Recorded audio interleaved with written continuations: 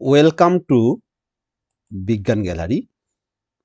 এই ভিডিওতে 2025-এ ক্লাস 10-এর উপর যে মাধ্যমিক এক্সাম হয়েছে, সেই মাধ্যমিক ফাইনাল এক্সামে তোমরা যে সায়েন্স পরীক্ষাটা দিয়েছ, সেই সায়েন্স কুয়েশ্চন পেপারের যে ফিজিক্স এবং কেমিস্ট্রি কুয়েশ্চন পার্ট আছে, আমি এই ভিডিওতে ফিজিক্স এবং কেমিস্ট্রির সবগুলি প্রশ্ন, যেমন ছোট প্রশ্ন এবং বড় প্রশ্নের সাথে যে ছোট প্রশ্নগুলি আছে এবং যে অঙ্কগুলি এসেছে ফিজিক্স কেমিস্ট্রির উপরে, সবগুলি প্রশ্নের আনসার কি এই ভিডিওতে তুলে ধরেছি। আশা করি পুরাটা ভিডিও যদি তোমরা দেখো এবং আমার দেওয়া আনসারের সাথে তোমরা যে আনসারগুলি এক্সামে লিখেছো সেগুলো যদি তোমরা মিলিয়ে নাও, তাহলে তোমরা আগে থেকেই বলতে পারবে কত তোমরা পেতে যাচ্ছ। তাহলে এবার আমরা দেখে নিচ্ছি কোয়েশ্চেন পেপার। দেখো, এটা হচ্ছে ফিজিক্স পার্ট, এটা হচ্ছে অড কোয়েশ্চেন পেপারের ফিজিক্স। দেখো, 1 নম্বর প্রশ্নে কি দিয়েছে, নিচের উপাদানগুলির মধ্যে কোনটি লেন্স তৈরিতে ব্যবহৃত হয় না। দেখো, এখানে যে দাগানো আছে এটা একটা স্টুডেন্ট থেকে নিয়েছি, স্টুডেন্টে এই আনসারগুলি দিয়েছে। এখন দেখো আমার দেওয়া আনসারের সাথে এই আনসারগুলি কি মিলে কি। দেখো, নিচের উপাদানগুলির মধ্যে কোনটি লেন্স তৈরিতে ব্যবহৃত হয় না। জল লেন্স তৈরিতে ব্যবহৃত হয়, কাঁচ লেন্স তৈরিতে ব্যবহৃত হয়, প্লাস্টিকও কাঁচ আছে, ফাইবার গ্লাস প্লাস্টিক, কাদামাটি, অবশ্যই লেন্স তৈরিতে কাদামাটি ব্যবহৃত হয় না। তাহলে আনসার হচ্ছে ডি নাম্বারটা। মানুষের চোখে যেখানে কোনো বস্তুর প্রতিবিম্ব গঠিত হয় সেটা হলো কি। তোমরা জানো মানুষের চোখের রেটিনায় প্রতিবিম্ব গঠিত হয়, তাহলে আনসার কি হবে, আনসার হচ্ছে রেটিনা। আশা করি তোমরা রেটিনা দিয়েছো। এরপরে ফ্লেমিং এর বামস্ত নিয়মের তর্জনী কি নির্দেশ করে। ফ্লেমিং এর বামস্ত নিয়মের তর্জনী চুম্বক ক্ষেত্রের দিক নির্দেশ করে, তাহলে আনসার হচ্ছে এখানে সি নম্বরটা। একটা এই যে কোয়েশ্চেন পেপার দেখে আমার একটা মনে হয়েছে যে আমি যে সাজেশন দিয়েছি ঠিক হুবহু সাজেশনের মতোই তারা এই কোয়েশ্চেন পেপারগুলি দিয়েছে। কোয়েশ্চেন পেপারটা দেখে মনে হয়েছে যেন আমি এই কোয়েশ্চেন পেপারের কোয়েশ্চেনগুলি সেট করেছি। Same to same short question থেকে ধরে ব্রড কোয়েশ্চেনের সবগুলি প্রশ্ন সেম পড়েছে। আর আরেকটা অবাক করার বিষয় হলো, যারা আমার থেকে সাজেশন নিয়েছ, সাজেশনের মধ্যে যেই প্রশ্নগুলি আমি স্টার দিয়ে দিয়েছি, ম্যাক্সিমাম সেই প্রশ্নগুলি এক্সামে এসছে। সুতরাং যারা সাজেশন নিয়েছ, আমি আশা করতে পারি তোমাদের সব্বাইয়ের পরীক্ষা একেবারে ভালো হয়েছে এবং তোমরা প্রত্যেকেই আমার মনে হয় 80-র উপরে নম্বর পেয়ে যাবে বিজ্ঞানের মধ্যে। এরপরে কি দিয়েছে, একটি শব্দে বা বাক্যের নিচের প্রতিটি প্রশ্নের উত্তর দাও। মানে এই যে প্রশ্নগুলি আছে এটি হচ্ছে 1 মার্কের প্রশ্ন। কোন গুলীয় দর্পণের বক্রতা ব্যাসার্ধ 20 হলে দর্পণটির ফোকাস দূরত্ব কত হবে। আমি সেম টু সেম দিয়েছি, 20 হলে দর্পণের ফোকাস দূরত্ব কত। তাহলে আমরা জানি দর্পণের ফোকাস দূরত্ব বক্রতা ব্যাসার্ধের দ্বিগুণ, তাহলে ফোকাস দূরত্ব বক্রতা ব্যাসার্ধের অর্ধেক। তাহলে এখানে কি আছে, বক্রতা ব্যাসার্ধ হচ্ছে 20, তাহলে ফোকাস দূরত্ব কি হবে, ফোকাস দূরত্ব হবে 10 হবে। ফোকাস দূরত্ব হবে 10 সেন্টিমিটার। মানুষের স্বাভাবিক চোখের স্পষ্ট দর্শনের ন্যূনতম দূরত্ব কত।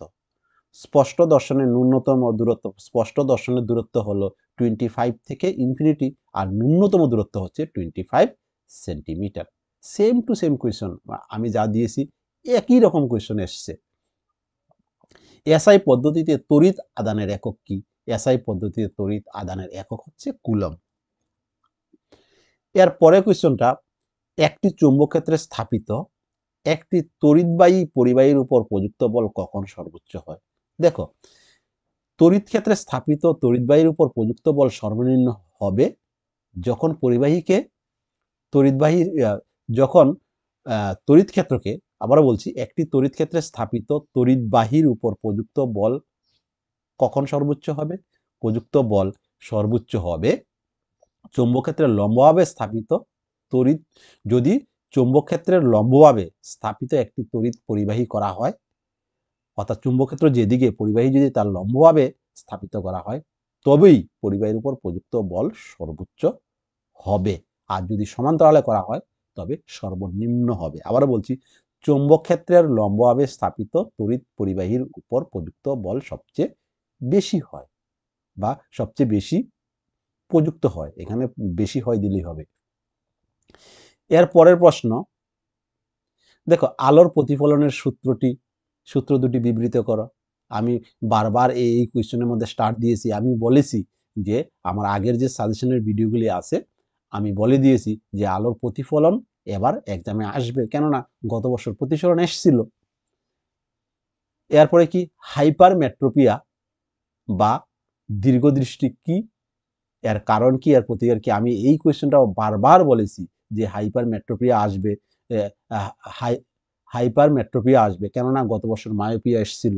তাহলে দীর্ঘদৃষ্টি মানে দূরের জিনিসকে দেখা যায়, কাছের জিনিসকে দেখা যায় না, এই ত্রুটি দূর করতে হলে কি লেন্স লাগে? এই ত্রুটি দূর করতে হলে উত্তল লেন্স লাগে। কিভাবে এর প্রতিকার করা যায়? উত্তল লেন্সের চশমা ব্যবহার করলে এই ত্রুটি দূর হয়। এরপরে দর্শনের জন্য দুটি চোখ থাকার সুবিধা কি? আমার সাজেশনে ছিল, সেম টু সেম প্রশ্ন ছিল যে দুটি চোখ থাকার সুবিধা কি, চোখের ছানি পড়া বলতে কি বুঝো, শর্ট কোয়েশ্চেন ছিল। এরপরে দেখো আরেকটা মজার প্রশ্ন হলো, বাড়িঘরে বর্তনীতে শ্রেণী সমবায়ে কেন ব্যবহার করা হয় না? বাড়িঘরে তড়িৎ বর্তনী সমান্তরাল সমবায়ে কেন ব্যবহার করা হয়? আর পরের যে প্রশ্নটা আছে যে 400 ওয়াট রেটিংযুক্ত একটি বৈদ্যুতিক রেফ্রিজারেটরের প্রতিদিন 8 ঘন্টা চলে, প্রতি কিলোওয়াট 3 টাকা হিসাবে ওই যন্ত্রটি 30 দিন চললে যে শক্তি খরচ হবে তার মূল্য কত? সেম কোয়েশ্চন সাজেশনে দিয়েছি আমি। এটার আনসার হবে 288 টাকা। জানি না তোমাদের আনসার কত হয়েছে, যদি 288 টাকা হয়ে থাকে তাহলে তোমাদের অবশ্যই আনসারটা হয়েছে। এর পরের প্রশ্ন,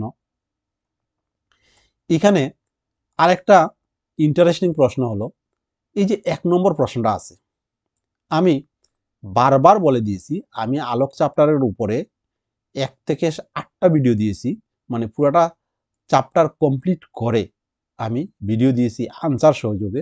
এই 8টা ভিডিও দেখলে আর এর বাইরে কোনো প্রশ্ন পড়ারই দরকার নেই, আমি বারবার বলে দিয়েছি, গ্যারেন্টি সহকারে বলে দিয়েছি। এখানে আমি বলেছিলাম যে প্রথম বছর দর্পণের উপরে আসলে পরের বছর লেন্সের উপরে আসে, যেমন এবার কি এসছে, গত বছর লেন্সের উপরে এসছিল, এবার দর্পণের উপরে এসছে, এবার দর্পণের উপরে প্রতিবিম্ব এসছে, পরের বছর লেন্সের উপরে আসবে। এরকম আমি 2000 সাল থেকে প্রত্যেক বছর দেখে এসেছি, এই চ্যাপ্টার থেকে একটা প্রশ্ন আসেই আসে। এখানে কি বলছে, অবতল দর্পণ দ্বারা গঠিত প্রতিবিম্বের অবস্থান আকার প্রকৃতি চিত্রের সাহায্যে বুঝিয়ে দাও যখন বস্তুর অবস্থান দর্পণের বক্রতা কেন্দ্র এবং ফোকাসের মধ্যে থাকে।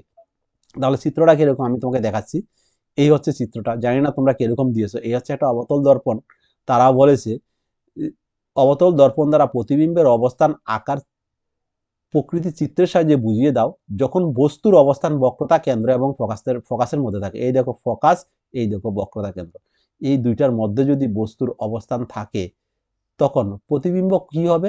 প্রতিবিম্বটি বক্রতার বাইরে হবে, প্রতিবিম্বটি কি হবে? উল্টা হবে, মানে সদ হবে, উল্টা মানে অবশিষ্ট হবে, আর কি হবে? বস্তু থেকে বড় হবে। তাহলে তারা কি বলছে, প্রতিবিম্বের অবস্থান কোথায় হবে? বক্রতার বাইরে হবে। আকার কি হবে? বস্তু থেকে বড় হবে। প্রকৃতি কি হবে? প্রতিবিম্বটি সদ হবে। তাহলে কি দাঁড়ালো? আমরা লিখতে পারি প্রতিবিম্বটি সদ, অবশিষ্ট ও বিবর্ধিত হবে। প্রতিবিম্ব কোথায় হবে? বক্রতা কেন্দ্র এবং অসীমের মধ্যে হবে, বা বক্রতা কেন্দ্রের বাইরে হবে। প্রতিবিম্বটি বক্রতা কেন্দ্র এবং অসীমের মধ্যে গঠিত হবে। শুধু এই চিত্রটা লেখে, এই দুটা লাইন লিখে দিলেই এখানে 3 মার্কে 3 মার্ক পাওয়া যায়। এরপরে কি বলছে, রোধাঙ্কের এসআই একক কি? রোধাঙ্কের একক হলো অহম মিটার। তাহলে আনসারটা কি হবে? রোধাঙ্কের এসআই একক হলো অহম মিটার। পরের কোয়েশ্চনে সমপ্রবাহ ডিসিএসির মধ্যে পার্থক্য আমি কোয়েশ্চেন সাজেশনে দিয়েছি, কেউ বলতে পারবে না। যদি বলতে পারো আমার সাজেশন নিয়ে যে স্যার এই প্রশ্নটা আসেনি, তোমরা কমেন্টে বলো। আমি এখনো বলছি যে এই যে আমি যে কোয়েশ্চনটা দিয়েছি এমন কোনো স্টুডেন্ট আছো যারা সাজেশন নিয়েছো অথচ একটা প্রশ্ন কমন পড়েনি, তোমরা বলে দাও যে স্যার অত নম্বর প্রশ্নটা পড়েনি, আমি নম্বর সহকারে বলে দেব যে যে ওই চ্যাপ্টারের কত নম্বর প্রশ্ন আমি দিয়েছি। এরপরে অবতল দর্পণের মুখ্য ফোকাসের সংজ্ঞা দাও। দর্পণের বক্রতা দর্পণের ফোকাস দৈর্ঘ্য এবং বক্রতা ব্যাসার্ধের মধ্যে সম্পর্ক কি? সম্পর্ক লেখো। হ্যাঁ, এখানে কি দিয়েছে? দর্পণের ফোকাস দৈর্ঘ্য এবং বক্রতা ব্যাসার্ধের মধ্যে সম্পর্ক লিখো বলেছে। আমি দিয়েছি সম্পর্ক প্রতিষ্ঠা করো। তাহলে সম্পর্ক 2 মার্ক দিয়ে যদি আসতো তাহলে সম্পর্ক প্রতিষ্ঠা আসতো, যেহেতু 1 মার্ক দিয়ে আসছে সম্পর্ক প্রতিষ্ঠা করো।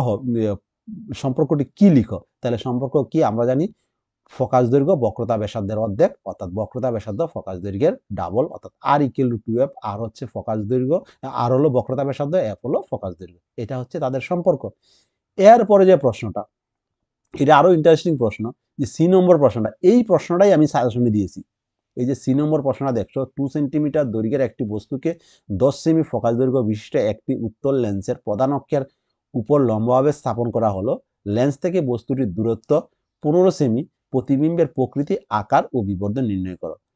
তোমরা বিশ্বাস না করলে তোমরা এই চ্যাপ্টারের যে ভিডিও দিয়েছি সেখানে গিয়ে দেখে নাও, যে এই প্রশ্নটাই যে আমি দিয়েছি সেটাই তার প্রমাণ। এটার আনসার হবে কত? প্রতিবিম্ব লেন্সের পাশে, লেন্সের যে পাশে বস্তু আছে তার অপর পাশে গঠিত হবে। তারা কি বলেছে? প্রতিবিম্ব প্রকৃতি, আকার ও বিবর্ধন নির্ণয় করো। বিবর্ধন কি হবে? হবে প্রতিবিম্ব সৎ হবে।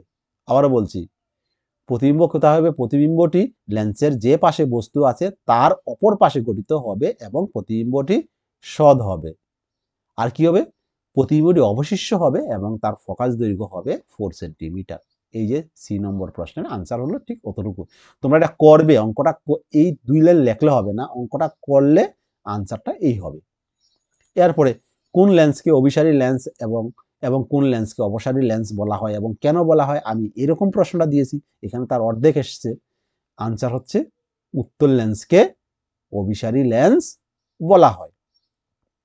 এরপরে কোয়েশ্চনটা, একটি লেন্সের ক্ষমতা -2D, লেন্সটির প্রকৃতি কি রূপ, ইহার ফোকাস দৈর্ঘ্য কত? আমি এটাও দিয়েছি। আনসার হচ্ছে লেন্সটি হলো অবতল লেন্স, যেহেতু মাইনাস আছে ফোকাস দৈর্ঘ্য, আর তার ফোকাস দৈর্ঘ্য হবে 0.5 মিটার বা 50 সেন্টিমিটারও বলতে পারো ফোকাস দৈর্ঘ্য। এর পরের প্রশ্ন, এবার চলে যাচ্ছি আমরা কেমিস্ট্রিতে। হ্যাঁ, কেমিস্ট্রিতেও ইন্টারেস্টিং ব্যাপার।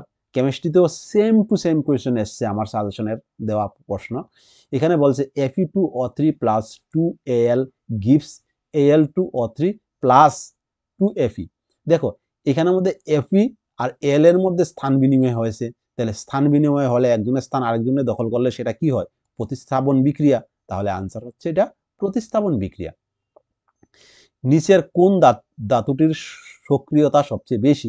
প্রথমে থাকে পটাশিয়াম, এরপর থাকে সোডিয়াম, এরপর বাকিটি এইভাবে নেমে আসে। তাহলে এখানে সোডিয়ামের সক্রিয়তা ধর্ম সবচেয়ে বেশি। কার্বনের পরমাণু ক্রমাঙ্ক কত? কার্বনের পরমাণু ক্রমাঙ্ক হচ্ছে 6। রাসায়নিক সমীকরণের সমতা বিধান করা হয় কেন? তোমরা জানো রাসায়নিক সমীকরণের সমতা বিধান করা হয়। সেম প্রশ্ন দিয়েছি, এটা 2 মার্কে আসা উচিত ছিল কিন্তু 1 মার্কে এসছে। দেখো রাসায়নিক সমীকরণের সমতা বিধান করা হয় সমীকরণের দুদিকে অণুর সংখ্যা সমান করার জন্য, বিক্রিয়ার আগে এবং বিক্রিয়ার পরে। সর্বাধিক প্রসারণশীল ধাতু কোনটি? সর্বাধিক প্রসারণশীল ধাতু হচ্ছে গোল্ড। গোল্ডের প্রসারণশীলতা সবচেয়ে বেশি। জৈব যৌগের মূল উপাদান কি? তোমরা জানো জৈব যৌগের প্রধান উপাদান হচ্ছে কার্বন। তাহলে কার্বন হলো জৈব যৌগের মূল উপাদান। পরের প্রশ্ন, পিএইচ স্কেল কি? বিশুদ্ধ জলের পিএইচ এর মান কত? আমি কোশ্চেনটা দিয়েছিলাম পিএইচ স্কেল কি, বিশুদ্ধ জল, রক্ত, আরো 4-5টা নাম দিয়েছিলাম, বলেছিলাম তাদের পিএইচ এর মান কত। এখানে একটা এসছে বিশুদ্ধ জলের পিএইচ। বিশুদ্ধ জল না অ্যাসিড না ক্ষার, সেই জন্য তার পিএইচ হচ্ছে 7। আবার বলছি বিশুদ্ধ জলের পিএইচ হচ্ছে 7। কার্যকরী মূলক কাকে বলে? কিটোনের কার্যকরী মূলক লেখো। আমি কোশ্চেনটা দিয়েছিলাম কার্যকরী মূলক কাকে বলে, কিটোন, কার্বোহাইড্রেট, এরকম 4-5টা নাম দিয়ে বলেছিলাম এদের কার্যকরী মূলকের নাম বলো। এখানে একটা এসছে কিটোনের কার্যকরী মূলকের নাম। একটি উজ্জ্বল বাদামি বর্ণের মৌল এক্সকে বায়ুতে উত্তপ্ত করলে কালো বর্ণ ধারণ করে এক্স মৌল এবং উৎপন্ন কালো বর্ণের যৌগটির নাম কি? এক্স মৌলটি হলো তামা। এক্স মৌলটির নাম কি? এক্স মৌলটির নাম হচ্ছে তামা। এরপরে দেখো সমতা বিধান। আমি বারবার সমতা বিধানের সাজেশন দিয়ে বারবার বলেছি সমতা বিধান আসবেই আসবে, দুটা প্রশ্ন আসবে। এখানে দেখো এই যে স্টুডেন্টরা এখানে 2 লাগিয়েছে, এখানে 2 লাগিয়েছে, স্টুডেন্টের এটা ঠিক আছে, সেই জন্য আমি আর করে দিলাম না।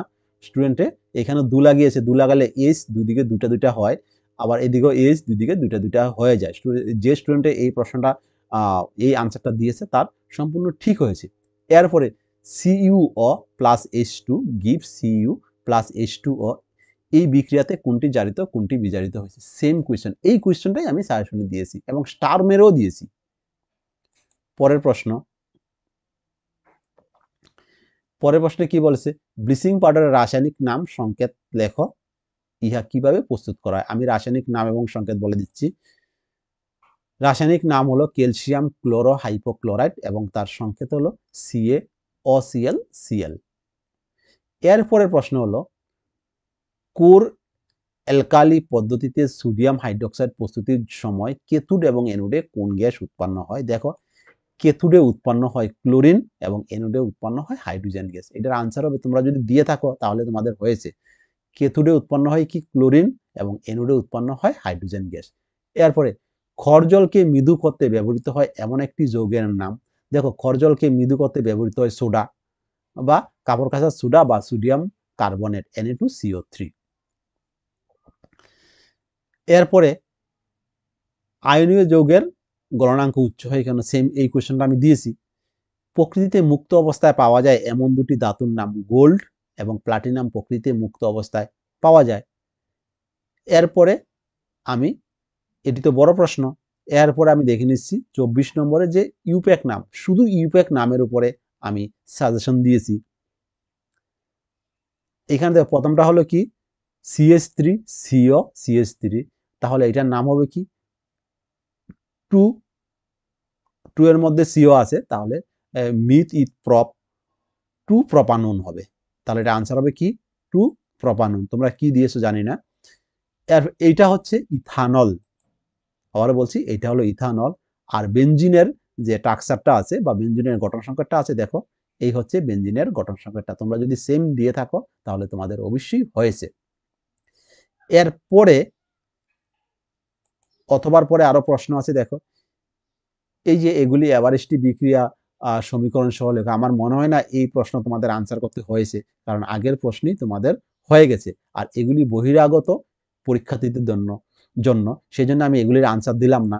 আশা করি তোমরা বুঝতে পেরেছো এবং তোমাদের পরীক্ষা ভালো হয়েছে। এবার ভিডিওটাকে লাইক দিয়ে তোমরা শেয়ার করে নাও।